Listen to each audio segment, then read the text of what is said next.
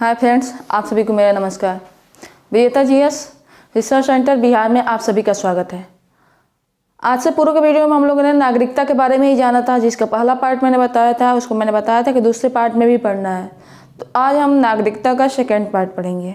नागरिकता भाग 2 में दी गई है और अनुच्छेद 5 से 11 तक का प्रावधान संविधान में किया गया है। तो हम ये पढ़े थे पूर्व के वीडियो में कि नागरिकता कैसे प्राप्त की जाती है और नागरिकता का समाप्ति कैसे किया जाता है। तो जो हम पढ़े थे वो पढ़े थे नागरिकता अधिनियम 1955 के अंतर्गत। आज हम पढ़ेंगे नागरिकता अधिनियम 1955 को लेते हुए संविधान के अंतर्गत हम नागरिकता से संबंधित प्रावधानों के बारे में जानेंगे। तो आइए दोस्तों स्टार्ट करते हैं। जैसे कि मैंने बताया था कि भाग 2 में नागरिकता के संबंधित प्रावधान अनुच्छेद 5 से 11 तक में किया गया है। ठीक उसी प्रकार मैंने बताया था नागरिकता अधिनियम 1955 के अंतर्गत नागरिकता कैसे प्राप्त किया जाता है, नागरिकता कैसे प्राप्त होता है और नागरिकता का समापन की प्रक्रिया बताई गई है। तो नागरिकता प्राप्त कैसे होता है, तो नागरिकता अगर जन्म से आदमी है तो, दूसरा वंशानुगत, तीसरा पंजीकरण द्वारा और चौथा देशीकरण द्वारा और पांचवा भूमि अर्जन द्वारा, यानी 5 प्रकार से हम नागरिकता प्राप्त कर सकते हैं। पहला जन्म से, दूसरा वंशानुगत, तीसरा पंजीकरण द्वारा, चौथा देशीकरण द्वारा और पांचवा भूमि अर्जन द्वारा, जो कि पूर्व के वीडियो में हमने बता दिया है। नेक्स्ट आते हैं इसका समापन कैसे होता है। तो समापन की प्रक्रिया 3 बताई गई थी। समापन की प्रक्रिया मैंने 3 बताया था। समापन की प्रक्रिया नागरिकता अधिनियम 1955 के अंतर्गत 3 दी गई है। पहला परित्याग द्वारा, दूसरा पर्यवसान द्वारा और तीसरा सरकार द्वारा वंचित किए जाना पाए, यानी कि परित्याग हो जाए तो, पर्यवसान हो जाए तो और सरकार इसको नागरिकता से वंचित कर दे तो नागरिकता समाप्त हो जाती है।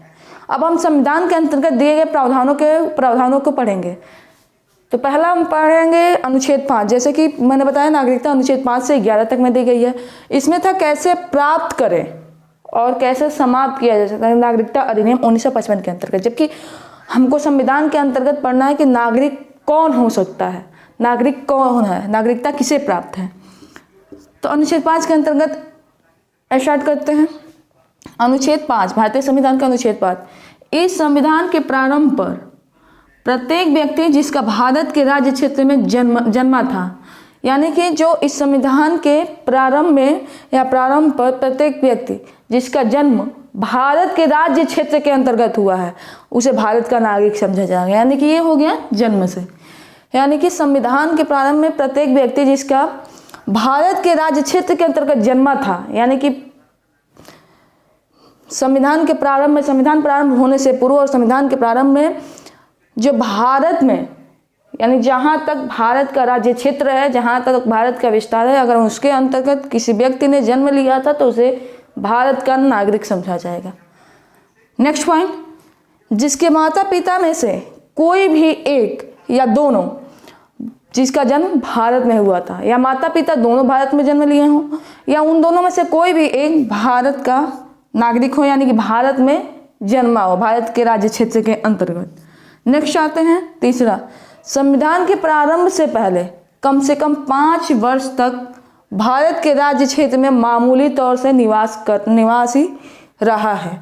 यानी कि जो संविधान के पूर्व, यानी संविधान लागू हुआ उससे पहले कम से कम 5 वर्ष तक जो भारत के राज्य क्षेत्र के अंतर्गत मामूली तौर से निवास किया हो तो उसे भी भारत का नागरिक समझा जाएगा, यानी कि भारत की नागरिकता उसे प्राप्त होगी।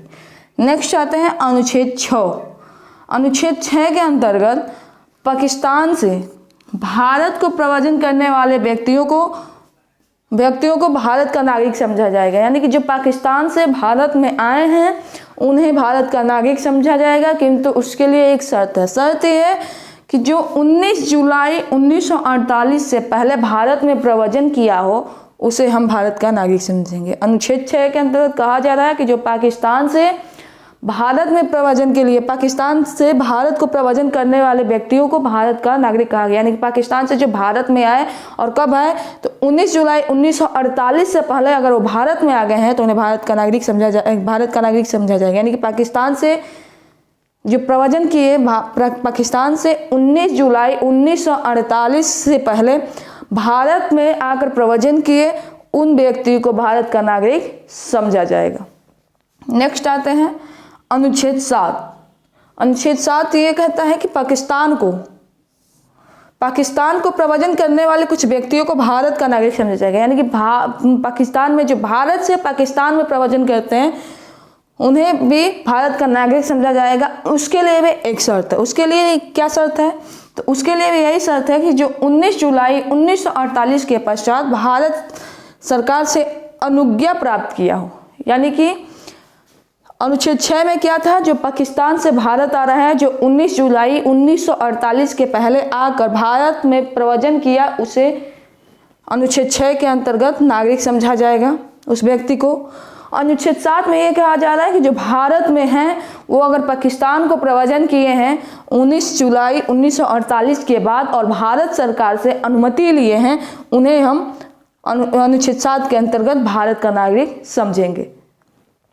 नेक्स्ट आते हैं अनुच्छेद 8। अनुच्छेद 8 कहता है कि ऐसा व्यक्ति जिसका जन्म भारत से बाहर हुआ है, यानी कोई ऐसा व्यक्ति है जिसका जन्म विदेश में हुआ है, भारत से बाहर कहीं भी हुआ हो, किंतु जिसके माता पिता में से कोई एक या दोनों, माता पिता में से कोई एक या पितामह या पितामही यानी कि दादा या दादी में से किसी का जन्म 1935 भारत शासन अधिनियम के अंतर्गत जन्म हुआ था, तो भारत सरकार से या भारत डोमिनियन सरकार से अनुमति प्राप्त करके भारत का नागरिक बन सकता है। यानी कि ऐसा व्यक्ति जिसका जन्म भारत से बाहर हुआ है, ऐसा व्यक्ति जिसका जन्म भारत से बाहर हुआ है और उनके माता पिता का जन्म या उनके दादा दादी का जन्म या उनके माता पिता में से किसी एक का जन्म भारत शासन अधिनियम 1935 के अंतर्गत भारत में हुआ है, तो वो भारत सरकार से और भारत डोमिनियन सरकार से अनुमति प्राप्त करके भारत की नागरिकता ग्रहण कर सकते हैं, यानी नागरिकता प्राप्त कर सकते हैं। उम्मीद करती हूँ नागरिकता से संबंधित वीडियो आप लोगों को अच्छा लगा हो। अगर वीडियो अच्छा लगा हो तो लाइक करें, सब्सक्राइब करें और ज़्यादा से ज़्यादा शेयर करें। तब तक के लिए बहुत बहुत धन्यवाद।